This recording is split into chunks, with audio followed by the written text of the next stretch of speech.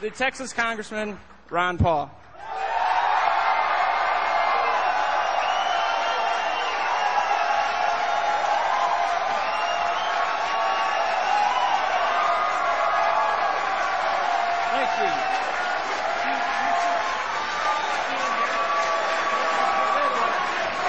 Thank you. Thank you, thank you. Thank you, thank you. Thank you very much. I was told this was a special weekend and not too many would show up. Thank you for coming.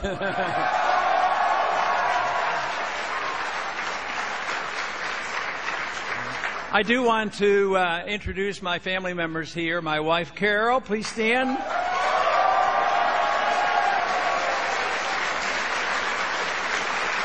And two granddaughters, Lisa and Linda.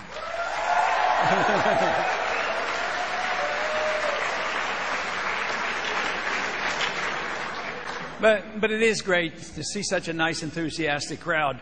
You know, I give speeches on occasion, you know, in Washington, but I don't get any applause at all.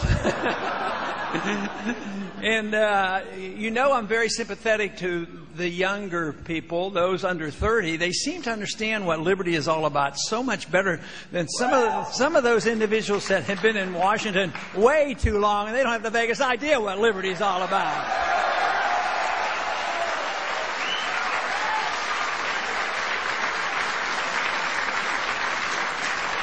But to tell you what, I get encouraged a whole lot when I visit with the young people, the college students, because I know that the future looks bright when I meet with you. So I am enthusiastic. I hope I can encourage you because the stakes are high. The stakes are very high on what's happening. And I think that's what's happening. The people are coming to realize this. But liberty is my real issue. I do talk about economics. I talk about balanced budgets. I talk about foreign policy and the Federal Reserve and a few other things. But really, the issue is liberty. I believe our country had been the greatest and the most prosperous because we had a better understanding about liberty than any other country. We didn't have a perfect constitution, but it's very imperfect now, not because it became more imperfect, but because the people who were supposed to be following it became less perfect, and they totally ignore it now. So we need a new generation that cares about the rule of law and the Constitution.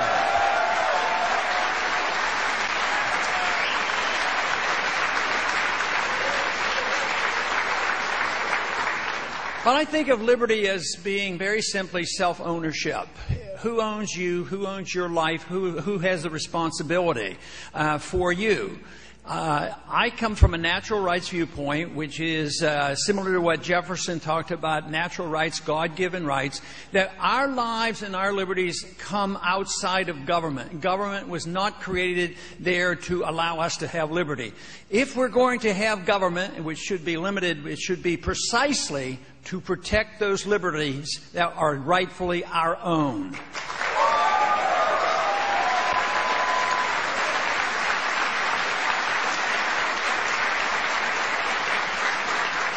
But certain things come from this understanding of self-ownership. Of course, it means that it's your body, and people shouldn't tell you what to do with your body. It should tell you what you can do with your liberty. You should use your liberty, from my viewpoint and from my advice, is use it in a productive manner. I see liberty as the release of creative energy, and the purpose is to work for excellence and virtue, believing that once you deliver that responsibility to government, all they do is undermine liberty, and it ruins the efforts to be productive and to improve oneself. But if when one is convinced that we have this responsibility, it means two things. One, that you deserve to keep the fruits of your labor, which means there shouldn't be an income tax.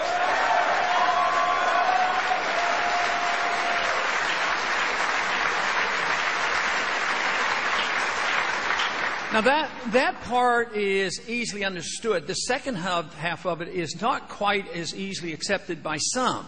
But that is that if you have your right to your life and your liberty and to your property, you also have to assume the responsibility for any bad choices you make, and you can't go to your neighbor or to your government to bail yourselves out.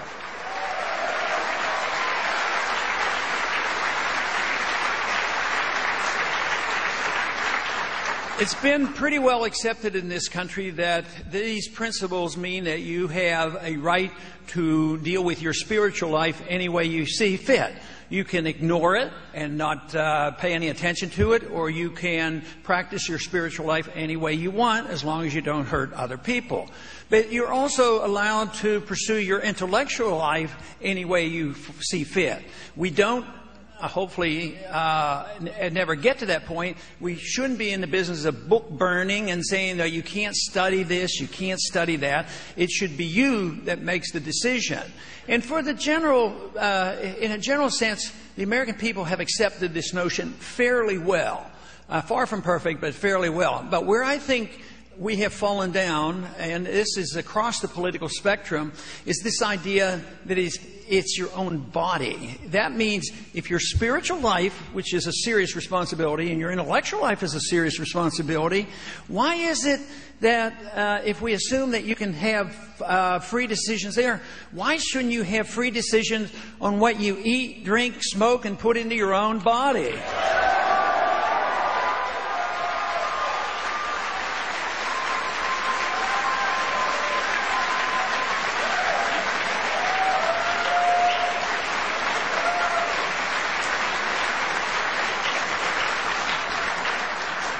Spiritually, we could argue that if you make a mistake, you have to deal with that in maybe another life. Intellectually, if you make mistakes, you have to deal with that yourself. But if you make mistakes on making decisions about what you do with your own body, you can suffer the consequences. But if you once embark on this notion, as our country has now for hundreds, 100 years essentially, that we have reneged on this and assume that the government will protect us from ourselves. A very dangerous notion. If the government assumes that its responsibility is to protect you from yourself, it has to deal with every habit you engage in. And it is impossible to do that and still have a free society. The free society is a wonderful thing because I see it as opening up the opportunities for creativity. But if we accept this notion that the government should tell us how to run our lives, the most important impractical result of this is that it destroys the productivity of all of us. It means that we will be poorer. If you have this idea that we should all be free and prosperous and do what we want on our own and be responsible for ourselves, we will be prosperous. The evidence is overwhelming throughout history that the freer a society, the more prosperous is the society. And that is what our goal ought to be.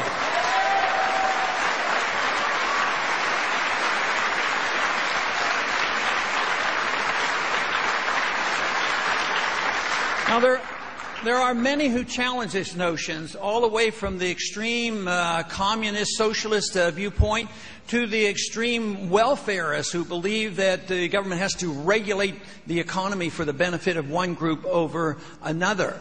But it does create the greatest prosperity, but one of the hardest parts for people to accept is if you have a free and prosperous society where you can use your own incentives to advance yourself, guess what? You don't have an equal society. And that is sometimes hard for people to understand.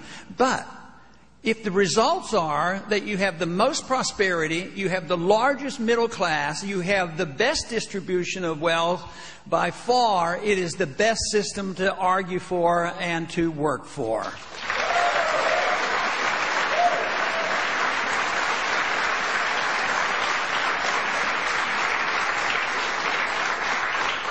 If it's government's job to make everybody equal, they're capable of doing it. Right now, they're working very hard on equality.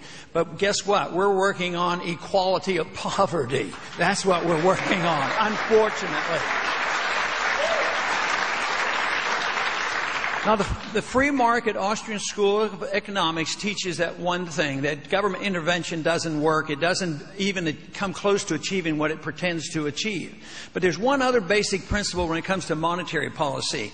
Any society that embarks on the destruction of their currency, that is, by inflating the currency, increasing the money supply without anything behind the currency itself, and devaluing the currency, there's essentially always a transfer of wealth from the middle class class from the poor to the wealthy.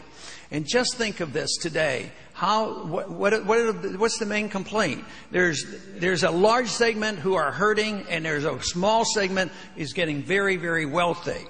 Now, I see this as very, very important and also a little risky in how we deal with this, because there are, in a free society, I said it was unequal, and there'll be some rich and some poor. But if a person is rich because they have been successful and because they have been voted to be rich by the consumer. See, the only democracy, of course, is a risky adventure. Pure democracy undermines the minority, and we don't want pure democracy. But in the economy, democracy really prevails, because every single person that spends every dollar are voting on the product. And that means if we could have a society where nobody got special privileges, where nobody got benefits, nobody got the edge by government force and government contracts, and then somebody is capable because they're bright and they'll work hard and produce a product that we, the consumer, likes, that individual, if he becomes wealthy, we have voted him his wealth. We have voted him the wealth because we like his product. But if an individual becomes wealthy because they have an inside track to easy money and easy credit, and also when they gamble with this money in the derivatives market and they go broke, and then they go crying to the government and say, look, we're broke. If you don't bail us out, there's going to be a depression. Give us more money. If that happens, if they got rich the wrong way and then they get bailed out the wrong way, they deserve a lot of criticism.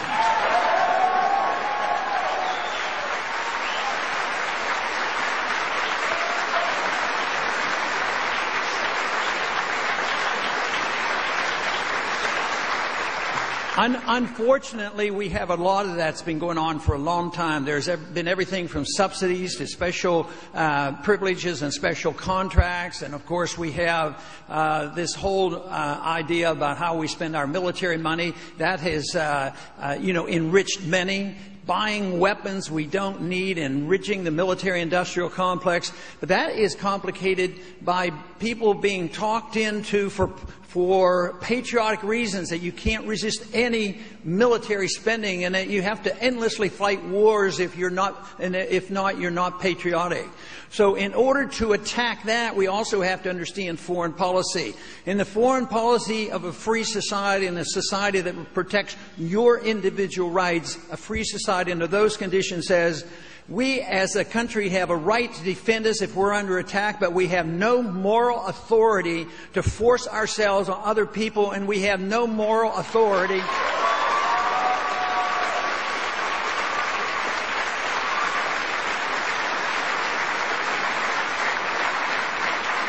and we have no moral authority to accept this notion of preemptive war. They make it sound fancy. They make it sound like we have preemptive war because they're going to attack us someday. And someday they might get a weapon and they might come and get us. So we have to go and get them. That just is open-ended. It's also called aggression. We are drifting in that direction, and the world doesn't like it. We don't win friends around the world. What we do is we waste our money, we become more endangered, and we develop more enemies. So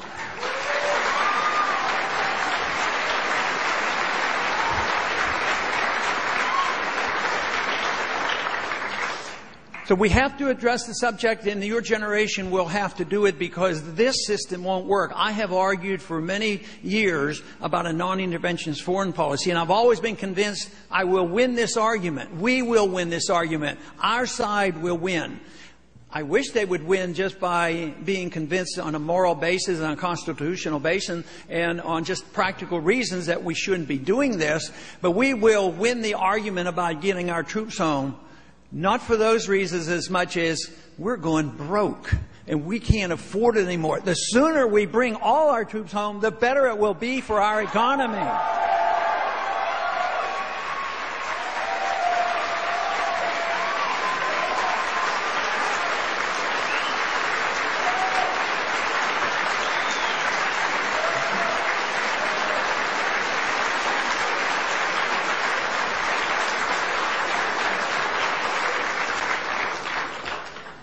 And this is just not bringing them home from the wars.